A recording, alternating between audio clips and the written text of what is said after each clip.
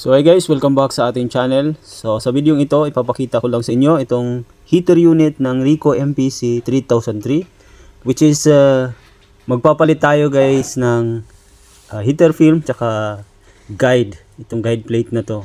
So kung makikita natin, no, puro gas-gas na yung kanyang heater guide plate. Yan, so natuklap na po yung mga coating niya. So prone na po siya para dikitan ng mga toners. So mamumuo na po yung mga toners dyan pag dumidikit, magbabato, at ang mangyayari masisira na yung film. Kung napapansin nyo, sira na yung film niya, no? Nagkakaroon na ng malalaking scratches kasi nga dahil sa guide, no? Kaya advisable na po pagka ganito yung guide nyo, marami ng tuklap, may mga dumidikit na ng mga toners. So advisable na po yan na palitan na po yung guide mismo para hindi masisira yung inyong bagong film. Kasi pagka hindi nyo pinalitan yung guide, sisirain niya ulit yung film at sayang lang yung pera na binibili ninyo ng pyesa. Kasi sisirain niya yung film ulit. At pag nag-check kayo ng heater unit, so makikita natin yung oil pad na nandito sa ilalim. So yan guys. So kagaya nito, no, check nating maigi.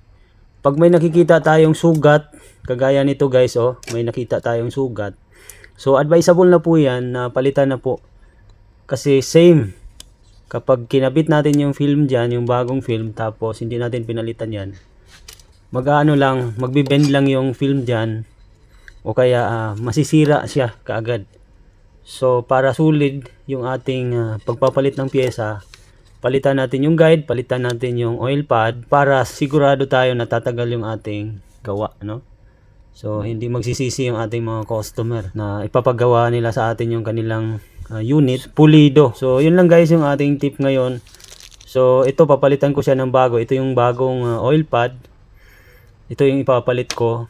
So ikakabit ko to siya, tapos bago yung film tsaka heater guide plate. So yan guys yung ating bagong oil pad. So hindi na lang siguro natin ipapakita yung ating pagkakabit kasi masyado nang hahaba yung video.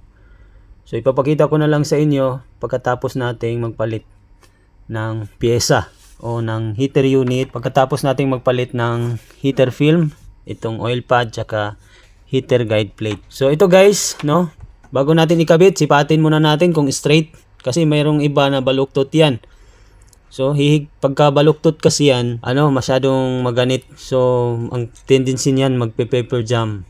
Kasi nga masyadong mahigpit, masyadong mabigat ikutin, hindi gaano nakakaikot kapag kabaluktot yan. So okay naman, straight naman siya. So okay, kakabit na natin yung ating heater film.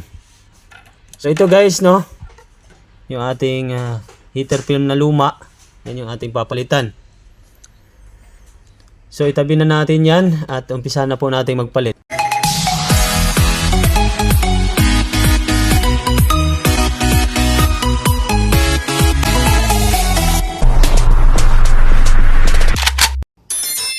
Ito na siya guys, no, pagkatapos natin palitan. So pagkatapos natin magpalit ng bagong heater film, oil pad, tsaka itong heater guide plate, tingnan natin guys yung puwang, no. Mayroon yan siyang awang dito sa may kailangan yan hindi gaanong didikit yung guide plate dito sa film niya para hindi magasgas. Kasi pag nadikitan ng toner yung guide plate, sigurado yan tatama yan sa film at magkakaroon na naman ng gasgas yan. So titingnan natin, check natin yung na yan, yung awang na yan. Kailangan pantay mula dito sa gilid hanggang sa kabilang gilid. Ayan, oh. So ganyan natin chine-check yan para makasiguro tayo na pagkabit natin dun sa makina makakailang kopya bago siya masira, no? Hindi yung pagkabit natin wala pang 1,000 kopya, sira ulit kasi nga nagkakaroon na naman siya ng scratches, dumidikit yung guide doon sa film. So yun ang iniiwasan natin guys na mangyari. Kaya itong konting tips natin makakatulong po sa mga nagpapalit ng heater film tsaka itong guide plate. So yun lang guys yung ating konting tips. So maraming salamat sa inyong panonood. Maraming salamat po sa inyong suporta.